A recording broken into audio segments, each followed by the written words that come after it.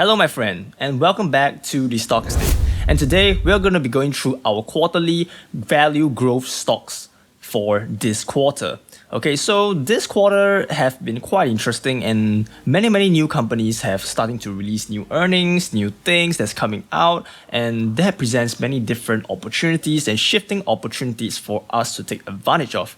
And this new kind of series, and this is the first of the series that I'm trying to do to help the common investor, to help them to do their investment analysis, as well as expose them to different sectors, as well as different kinds of companies. Okay, because I know that many common investors or the newer investors only knew a select handful of stocks which are very popular in the retail space, maybe like Pltr, Tesla, AMC, okay, all the very common, as well as the very hyped companies. But those may be very good. Some of them are very good investments. Some of them are not really. And you might be neglecting a lot of other assets, as well as other companies that may boast the similar growth and earnings, but at a more reasonable valuation, because most of them are not being discovered as much, or not a lot of retail interests are there. And those are the companies that Wall Street are looking at. They are the ones that are under the radar, and not a lot of people are looking at it. So that investing, why not everybody are very successful in investing, especially picking stocks, is because if you follow the herd, most of the time, 90% of the time, you won't be making more money than them, because the stock market is the first mover's advantage. So being the first mover gives you more risk, okay? Because being the first mover are always more risky, because at the time, definitely there are things about the company that are more unknown. There are things about the company that is very unsure. Maybe their earnings are not as sure, but the word here is potential, right? So you're actually paying a price for that potential. The price of risk for that potential that you'll explode, or you'll realize your expectations. So when we are finding this kind of under the radar companies, okay, we have to really look at the valuations, okay, which is what I'm going to look at later, okay. So today we're going to talk a little bit more about the consumer discretionary sector. Okay, maybe some of you, it's not very cool, to look at it, okay, and I give you a sneak peek. It is a restaurant company, and many of you think like, it's a restaurant company like Wendy's, like, it's so not cool, right? It's not going to give me much returns, okay, but it can bring more returns, or even greater returns, than expected. Okay, so let me give you an example, right? Let me just go to Google, right? So DKS, right? DKS. Okay, so this company is DKS, okay? DKS, Dick's Sporting Goods, right? So this company, I actually pointed it out, okay, in one of my older videos, one of my fundamental analysis videos, that I think that this company has massive potential, right, for the further upside. I think that it's worth putting a small part of my portfolio into this company, right? And the thing is, I pointed it out, right, the year to date, I pointed it out around maybe I remember $67, right? I was talking about it, and I was very regretful because I missed the run up from here to here, which is around 24%. But I think that it was at a great price, great value, and so much good news is coming out. And I think that this company has so much potential, right? They decided to make a video about it. And after that, this stock has been the most consistent out of all. It's been so silently moving upwards. And before I even knew it, okay, I'm up to 55% from this company already. Okay, up 55%. Okay, and 61% growth. Okay, and it's not even been a year, right? I've grown that small little 5% portfolio into quite a significant amount from DKS. Okay, and I didn't have to do anything about it. I just buy and hold for that company. So, but before then, I definitely would feel that, it's better to think that now, in hindsight, okay, it definitely is a good thing, right? But at that point of time, I didn't know that was a super good investment. So do recognize that all these definitely has its own risks as well. But I do try to open your eyes, as well as give you some other options to look at, as well as my thought processes behind why am I doing this certain analysis, and why do I think it has good potential.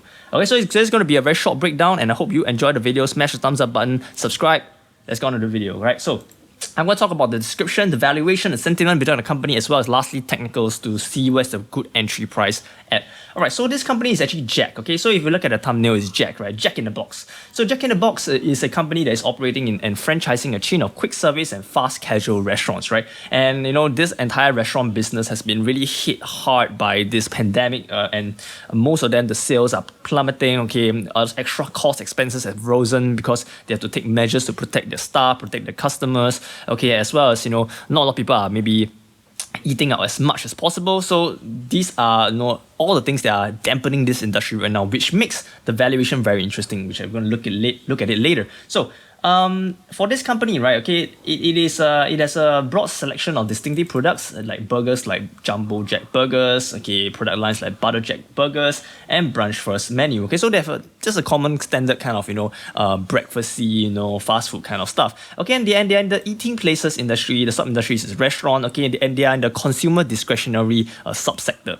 Okay, and these are the main thing, the description about this company. And next, let's talk a little bit more about its valuations. Alright, so valuations is a very small market cap. Okay, as talked about in my previous few videos, right? I feel like now the small cap companies or the mid to small cap companies are the ones that have a little bit more potential than the mega cap companies. Okay, the mega cap companies like Facebook, all of them seems a little bit overvalued right now. Okay, doesn't mean you'll still not go up further in the long run. Definitely, I think Facebook, all of them in the long run, 10 years time, they'll be double, triple what their worth is now. But right now, I feel that there is much more value, in the smaller sector space, which is a little bit more beaten down than the large caps. Okay, if you look at the overall market analysis, right? So, looking at this, right, you can see that it's a small cap company, and right now we want to look for reasonable valuations. Okay, when I look at reasonable valuations, I look at the trailing PE and the forward PE. Forward PE means this is the price to earnings ratio based on future expected earnings, as well as trailing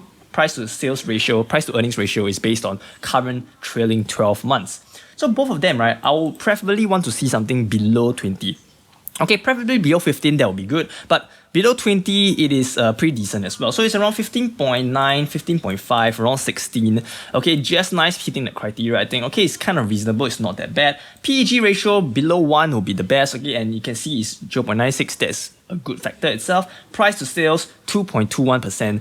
Decent as well. So price of sales, I want to see below 5. That means, right now it's only trading for every $1 of sales they have, they're trading around $2.20 above that, which is, I think, pretty reasonable if the growth is good, right? So we want to look at the growth itself as well. So because there's many companies out there which are pretty cheap, that means they are trading at very low valuations like 0.95, 0.5. But however, when you look at the profitability itself, right, most of them are losing money, most of them are not growing year over year, and those are the companies you want to stay far away. So we look down again, we look at here, profit margin, they are still on the green, right? So even after minusing expenses, everything else, they are actually having 14% profit margin, which is pretty decent for a restaurant company after comparing to a lot of its peers. Operating margin around 25%, okay, pretty decent as well. So again, I actually compared, Jack in the Box, with a lot of other restaurant companies, and I think this is one of the best there is, okay, currently. Okay, one of the ones with a huge potential as a value and growth company, right? So return on assets 9.39, okay, decent. Okay, now we look at the juicy part, right? Revenue per share is $47.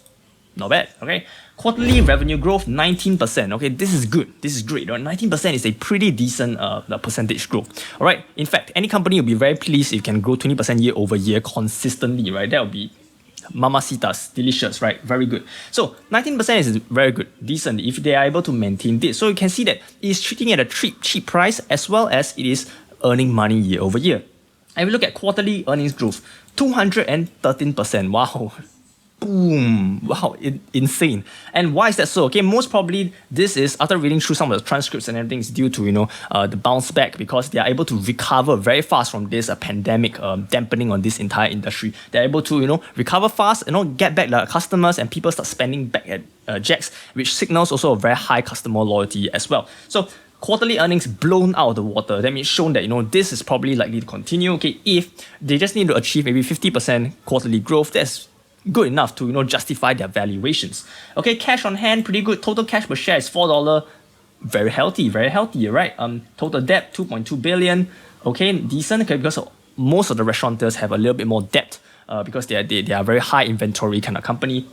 Current ratio 0.7, a little bit on the low side, but however, I think they'll be able to manage well. Okay, if they are not being reckless with their management or their spending, I think that is actually okay amount. But preferably, I want it to be above 1. But for this, I will close one eye. Okay, this is an X from me for current ratio, but everything else seems to be good. All right, seems to be good. So that is the the entire all the valuation stuff, all the statistics. Okay, you can see that.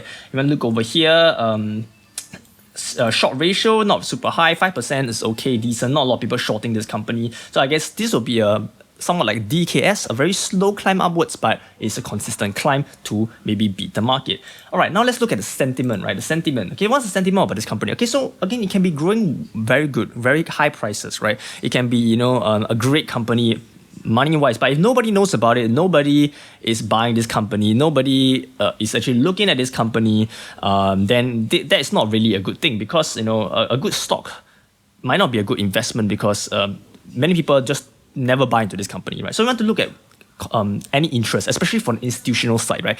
Are people looking into this company? Are people already invested in this company, which they want to invest more as earnings seasons comes out, right? We can look at around here, right? All the recent news articles, I actually read most of them already. Okay, you can see that, you know, there's a lot of analysis where, you know, people analyzing a Jack in the Box is well positioned for growth, for massive geographical expansion. Okay, you can see that there's a lot of growth story which should narrow the valuation gap, decent. And many upgrades from analysts as well. Like Jack in the Box attracts a bull rating from RBC Capital, name a top pick at Cohen with catalysts ahead. Okay, best price in a nice rebound above burger chains, yada yada yada, higher price target, yada yada yada, CEO veterinarian, yada yada yada. Very good information right here. Okay, I want to go through every single one of you, all of these articles with you, but I think that will make the entire video too long. Okay, way too long. So I'm not gonna, you know, read it as all of them as well. I want you to just do your own research. You can just go and read those articles by yourself. Okay, so you can see sentiment of these companies. Good, very good. Okay, so now let's move on to the last part, right, which is technicals, right? So short term, where do you want to enter this pricing? So actually, this company right now, I see a very good entry point after that massive dip from $122 back down to 112. Okay, you can see that there is actually, you know, there is a, okay, over here, there is, okay, this is a huge support level at this range. Okay, huge support level at this range right now at this pricing. Okay, and now I would say that this area is actually a decent price, you know, to enter, because you can see that there's a strong bounce. That means there's an overreaction. Okay, when it dumped all the way here, there's a strong buying pressure coming up, and right now there's a little bit of selling pressure back down. So, okay, in fact, I can see massive support, okay, around this range over here. Okay, look at this square. Okay, this is a dynamic range where a lot of investors will actually start to buy in. Okay, you can see that this moving average, 200 moving average is supporting this range as well. Okay, a lot of people are buying in this area as well as supported by the Bollinger Bands. So again, anywhere near, okay, $103 is a good entry point for you. Okay, all the way even to 100 and even currently right now, right, $108, this is a pretty good entry point. Okay, so if rallies a bit too higher, I would say, you know, you can buy a little bit lesser, but however, I say anywhere within this price point, if it dips down a little bit more, even up to current pricing, right, it is a pretty bargain buy at these prices. And I think it is a good risk trade-off if you want to buy this as a buy and hold position trade for the long term, or as an investor for maybe a 2, 3, 4 year hold. I think this is a pretty decent company as well, as long as it manages to perform according to, you know, fundamental analysis, according to their guidance. I think this company will be an easily $200 stock in maybe a few years time. So that's a pretty decent return for 2 years. And really, I think this is a company that you should not be, you know, passing out on. I think you should really take a look at it. Okay, compare with some other companies. Okay, and you know, sometimes you might like another company because of its better earnings, or you can feel that it's less risky than Jack in the Box. Then, you know, you can choose that as well. But again, I like to expose you to, you know, companies in this sector so that you are able to make more rational, better investment decisions. All right, so this is a quick one for you guys. Okay, I hope you guys enjoyed today's video. Okay, smash the thumbs up button. Okay, subscribe to my channel and let me know you like this kind of investing videos as opposed to my normal swing trade videos as well. I'll also be posting my swing trade videos weekly. Don't worry about that. But I'm just gonna post this kind of videos once in a while as well to inform you guys about this current interesting picks, you know, for those of you who are, you know, wanting to buy more buy and hold investments for your big portfolio for the longer term. All right, stay safe everyone, have a good week, trade safe, invest safe, and I shall see you again in the next video. Stock stayed up.